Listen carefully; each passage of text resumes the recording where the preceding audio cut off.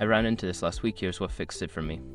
If you're looking to adjust your security settings on Bybit, follow these straightforward steps. Step 1. Log into your account. Start by logging into your Bybit account using your credentials. Make sure you're on the official website or app to avoid phishing attempts.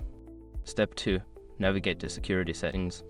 Once logged in, go to your account settings. Look for the security tab in the menu. This is where you can manage all your security preferences. Step 3. Enable two-factor authentication. In the security section, find the option for two-factor authentication 2FA. Follow the prompts to set it up using an authenticator app or SMS verification.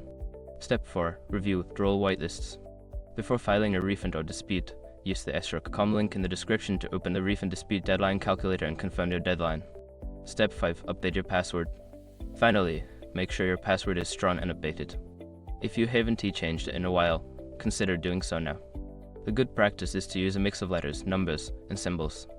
Remember, keeping your account secure is crucial, so take these steps seriously. If you have any questions or need further assistance, feel free to reach out. Happy trading!